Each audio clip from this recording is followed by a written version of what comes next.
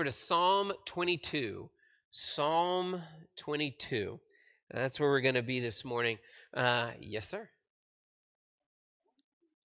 Just kidding. 122. Read Psalm 22 also. It's really good. Jesus quotes Psalm 22 while he's on the cross, so it's a really good one. We'll look at that some other time, or if there's extra time, that'll be our bonus material.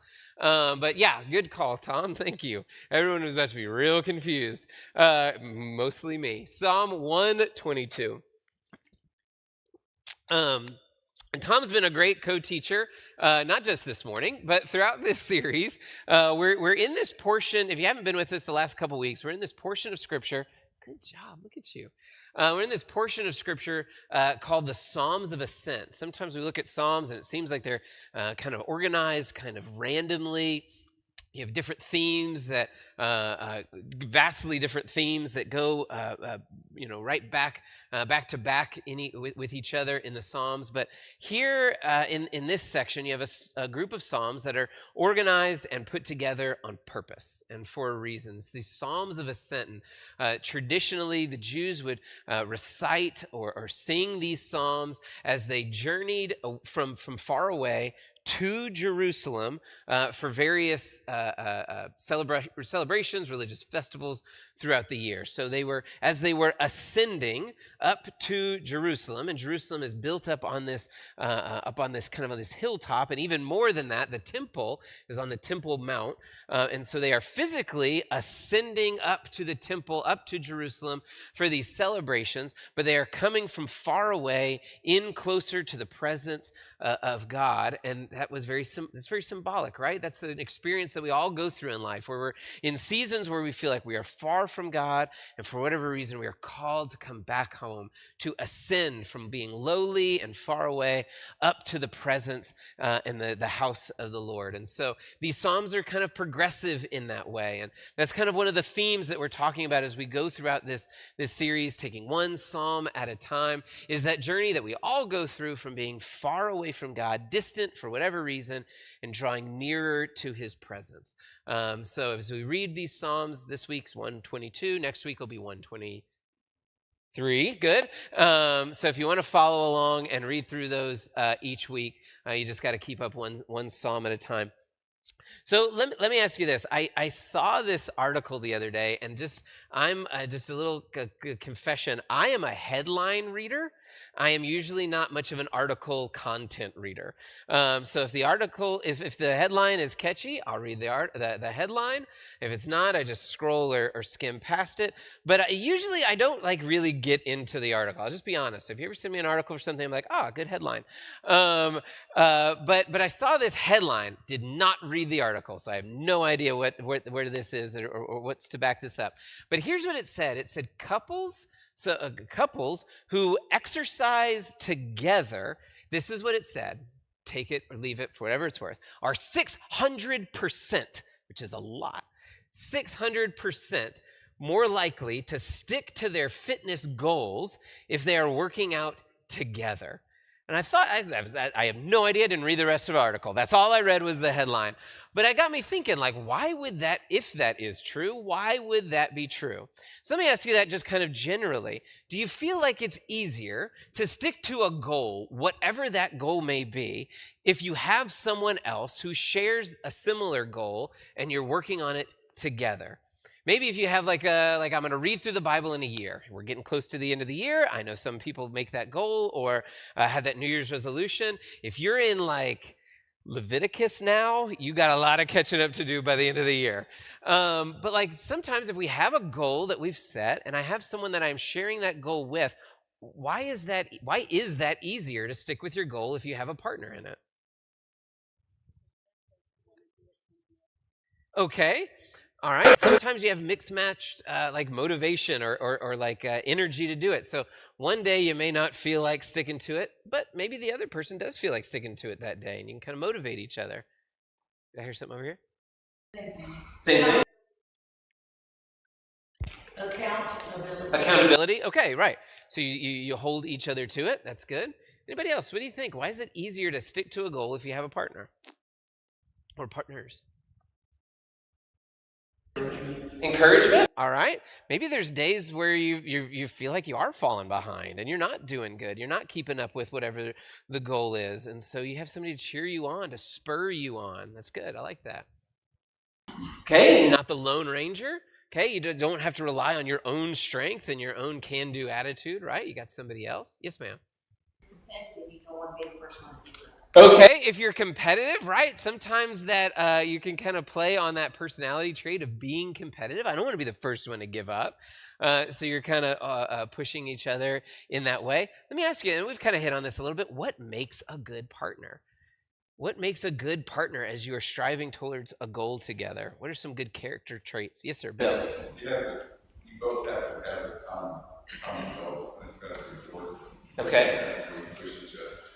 I had some friends in high school that we were allowed to go lift weights at the gym outside instead of having to lift at the high school. And just so happened there was a pool hall on the way to the gymnasium. And they ended up finding a way to the pool hall more often than they did in the gym. So. Okay. All right. A little bit of confession from Bill this morning. I appreciate that. Okay, so you both have to want the goal. And Bill has a story of guys on the way to work out, passing the pool hall and kind of ducking in there on the way, right? You both have to want it. And that makes for a good partner, right? We both want this end goal together. We both have our eyes on the prize and we're both striving towards the same thing. That makes for a good partner. You both have the same end goal in mind. If you have different goals in mind, or then yeah, it can be really easy to say, hey, let's cut out and go to the pool hall, right? All right, that's really good. Somebody else, what do you think? What are qualities that make for a good partner as we're striving towards the same goal together? On doing good, partner like, ooh, you look nice and strong today. Okay, all right, good looking good. All right. So, all right, sometimes you compliment one another. I know with any kind of progress that we're striving to make, progress is typically slow, right? I'd like quick results. I'd like quick fixes for different things, but usually good progress is slow, and we might not see it in ourselves as we are gradually progressing towards some goal. But if we have someone else that is with us, they may make those notes, and they may notice things, compliment, and again, encourage and spur one another on. Yes, sir, Ron. I kind of think it's a biblical principle because Jesus didn't send them out one by one. He sent them out two by two. And I think everything that has just been said in my mind, that's why he did that. Not that I've got Jesus' mind, but in my mind, I think that's why he did it. He sent them out two by two. Sure. So as Jesus sends out his apostles and his disciples to go do ministry, we're going to look at that story a little bit in the sermon this morning. Mark chapter 6, Jesus sends out his apostles in groups of two. There's a reason for that. Jesus had a wisdom. And don't just send them out. Couldn't you cover more ground if you had 12 teams of one? Well, you could, but you might have better quality if you send them out in teams of two. Yeah.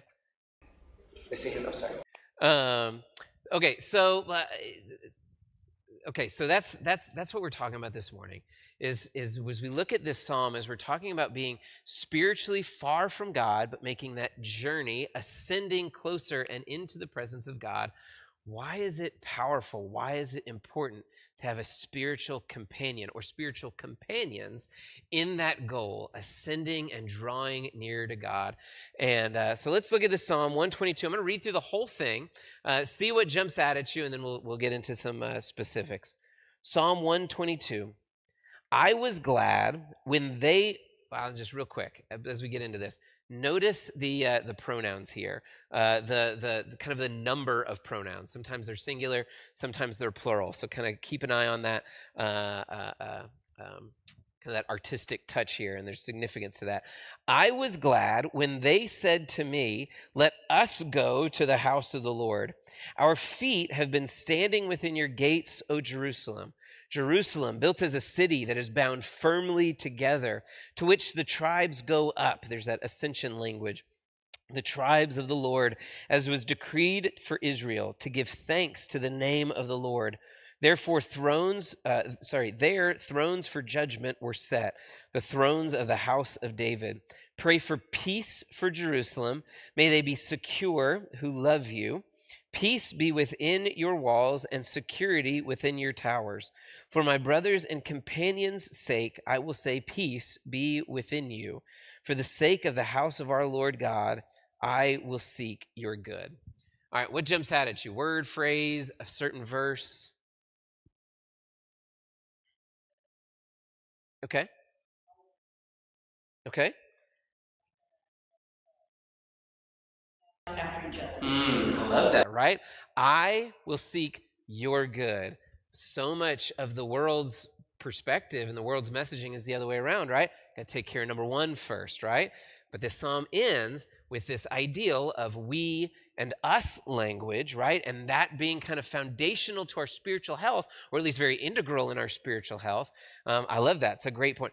I will seek your good. That's very counterintuitive. And that's something that's very just a core value of the Christian faith is I am seeking your good. So that's good. Anybody else? I'm sorry. Glad when they said it to me. I was glad when they said to me. Okay. There's somebody else that saw the need as this person did, whether the person, the number one person here, whether he would have gone if they had not asked him to go. That's a great point. To groups like this, because people say, let's go have class. Mark, that's a great question, something to kind of think about and chew about, because sometimes these psalms, we don't have a lot of context to it, right?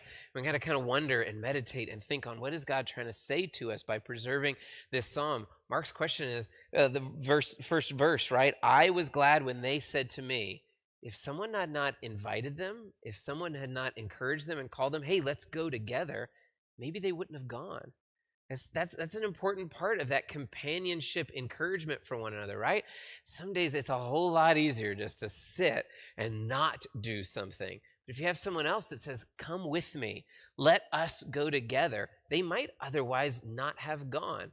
Like anybody have some experience, somebody who is maybe an encourager. I think of this guy when I was in college, Todd Knowlton. Yep, you knew what I was gonna say.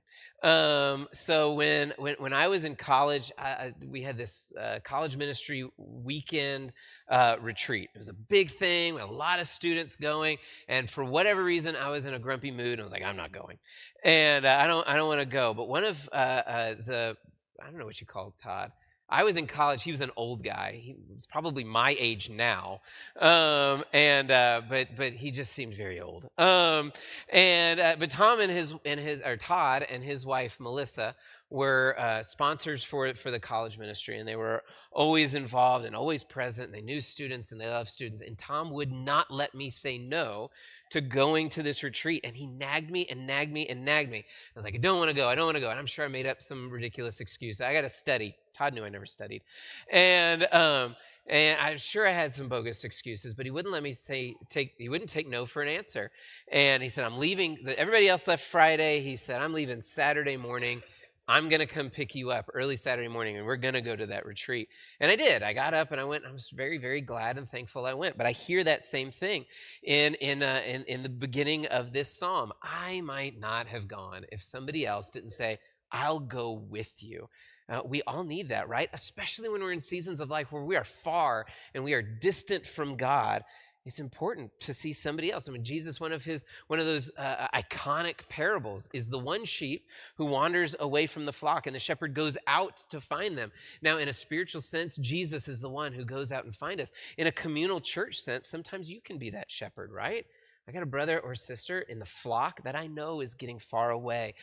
Go find them, go seek them, and say, hey, let's go together. Let us go up to the house of the Lord together. I'll go with you. And that makes it a little bit easier. That's great. Anybody else, something you noticed from this psalm, a line or a verse that jumps out at you? Yes, ma'am. Mona. In verse 8 where it says, peace be within you. I love that, because within, it literally comes within because he is within us. That's good. In fact, good catch there. That word within, it shows up 3 times in this verse, right? So verse 7, peace be within your walls, security within your towers. For my brothers and companions' sake, I will say peace be within you. Now, if you think of a city, right, one of these ancient cities, especially Jerusalem, big, high stone walls around it. And then you have the temple that's on the Temple Mount rising up kind of above the city, but you got these big walls around it. And you think of that imagery of whether it's the church or here it's talking about the tribes of the Lord, the people of Israel. There is peace within the city. We've talked about this in our Wednesday night classes. We've been talking about the devil and our enemy and the villain of the story and how disruptive our enemy can be with us individually, but also communally. You ever see that happen within the church or within a community? There's supposed to be, you expect there to be chaos and damage outside the walls. What the enemy loves to do is make peace and damage and chaos inside the walls. And so when we're talking about this ideal and how powerful and important it is for those relationships and that community for our spiritual growth and our spiritual health, man, we need to have solid community with one another. What does that tell us our enemy is probably going to target? Right? The peace inside the walls. And so this psalmist, which is David here, the psalmist says 3 times, may there be peace inside. We expect there not to be peace outside, but it's so important that there be peace inside. Now pray for the peace of Jerusalem. May they be secure who love you, the people who are on the inside. Peace be within the walls, security within the towers.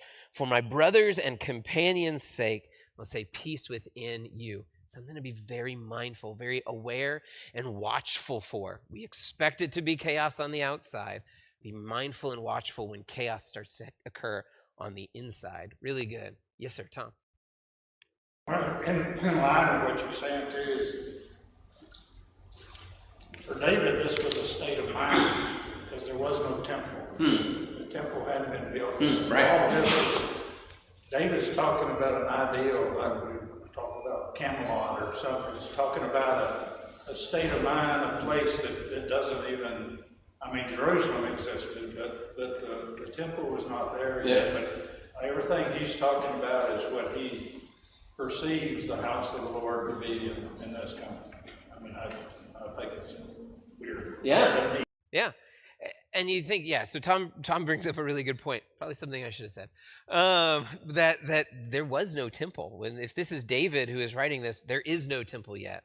So really good point. And so what David is talking about here is more of a state of mind. There is Jerusalem, there is a city, there's a fortified city, but not a temple.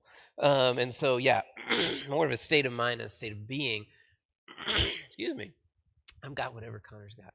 And yeah, more this state of mind, this state of being. Anybody else, things that you notice here?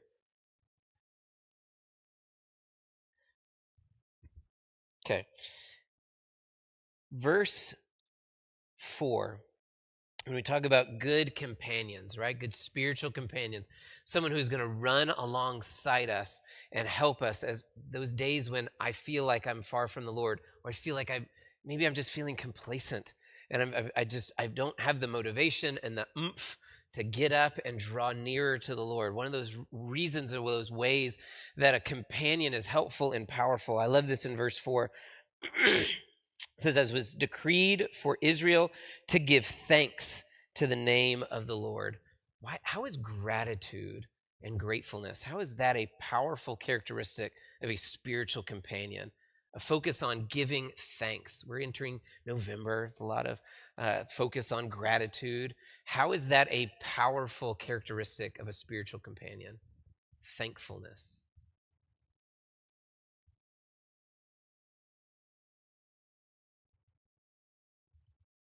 It opens you up to receive. Okay. Kind of opens up to receive. I don't know about y'all, but a lot of times in my spiritually weaker seasons, my spiritually weaker times of life, usually a lot of discontent, a lot of grumbling and groaning. And you see that all throughout Scripture with the people, especially in the Old Testament, the people of Israel. They're grumbling. They have a lot to be grateful for. They have so much to give thanks to the Lord, but instead they grumble and they complain and blah, blah, blah. They're really focused on the negative. That can be a very powerful thing for a spiritual companion, is let's look at all we have to be grateful for. Let's look at the story of God in your life, in our life, and where has God shown up. Again, those times when I'm really distant and far from God, a focus on what I have to be grateful for is something that can very easily start drawing me back, lifting me up, raising me into that presence of God. Thoughts? Okay, all right, keep on going. Let's see, verse 3, Jerusalem built as a city that is bound firmly together. Again, that identity of that ideal of a tightly bound community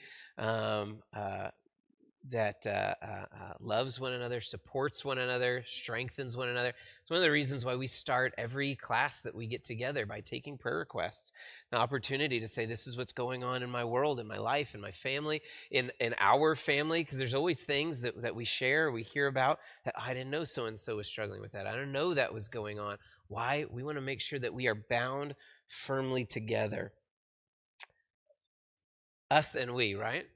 A lot of us and we communal language. And that's something you see throughout Scripture, this ideal of unity and bondedness, bound firmly together in unity.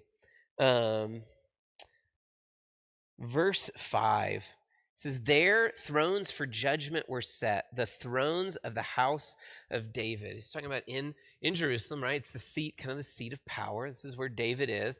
This is where the king is. How does that... He's talking about thrones, seats of judgment. As a community, how does, what's he pointing to? What do you think he's highlighting here? Why bring this up? This seat, the thrones of judgment, the thrones of the house of David. Leadership, right? How important is solid leadership to the health and the unity of the body? Okay. This is ordained leadership. This is God's prescription for how the leadership should go. Yes, sir. Randy, one of our leaders. Go ahead.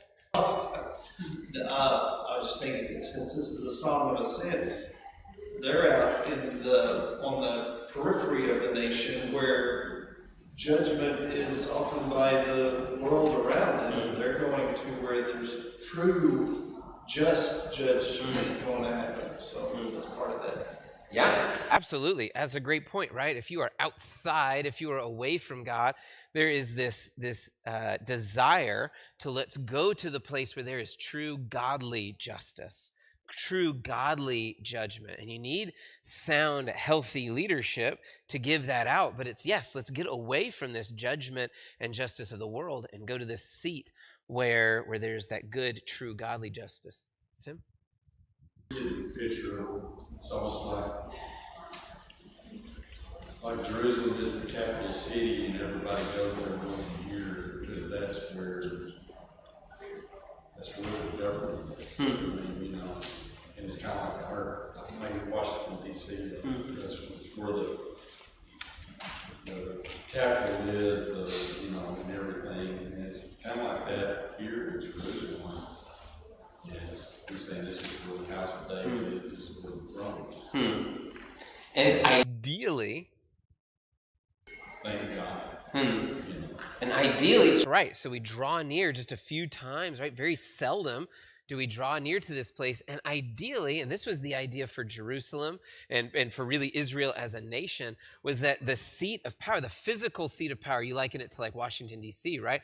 That physical capital city should not only be governmental, but should also be spiritual, right? It's this whole self, right? My civic duty or my civic identity and my spiritual identity are all one. I'm not a divided person. There's not my secular life and my religious life. I draw to this place with this people, with my community, and I come to this place that is the seat of power, but also the seat of spiritual health. And it's all in this one place because I'm coming to be revived. I'm coming to be reunited with the Lord. I've read this. I think it comes up. Alex, maybe you remember this. I think the guy, Padluka, says this in our villain book at one point. But I looked for the quote and I couldn't find it. So maybe I just made it up. he says, we talk sometimes like if you were just on a deserted island all by yourself and all you had was the Bible and you read through it, would that give you everything you need to know about God? Now, the point that I think he says in the book is that you would have knowledge, but there's something important about community, that we need one another and we need that community. We need that faith, that shared faith, and that those different voices and those different perspectives. God designed the church to be a body with different people having different parts, different gifts and abilities and skills. So as we look through this psalm, I know we kind of flew through it a little bit. Yeah, Garth. In Isaiah, God says, I made Jerusalem for joy and its people for delight. There's supposed to be something that attracts us to them just from the, we read the New Testament, they'll know us by our love. There's supposed to be something attractive. Jerusalem for joy and its people for delight. That there is supposed to be something beautiful, something joyous, something good that's attractive. I love that. That's solid. That's right on. So I encourage you, go read this psalm, go look through it. But one of the things that Tom and I are asking throughout this series is, where would you say that you are in your spiritual health and your spiritual journey right now? Are you far and distant? Are you close and you're in that house of the Lord? And if you are finding yourself right now to be further, if you're at a point in a season of life, you're like, yeah, me and God are kind of distant right now. I'm not doing the same spiritual disciplines. I'm not serving with the right joy, with the same joy that I used to have. I don't have the same hope. I'm struggling with this sin or that sin, and my relationships are in disarray. If you're finding yourself in that distant place from God, the encouragement that I get from this psalm is find someone else to walk with. Sometimes we do a really good job of putting on masks and putting up barriers that say, I'm fine and I'm good and everything's great. I'm here at church and I'm smiling. I'm in good shape right now. But on the inside, maybe you know better, and maybe nobody else knows and nobody else can tell. Find somebody that you can tell and say, can we go up to the house of the Lord together? And, or if you are finding that you're in this place in life right now where you are really close to God, where you and God are tight and you're on fire, that gives you a responsibility to go out and find those who aren't. And to be that person, like in verse 1 that says, come on, let's go together. Do you want to go with me?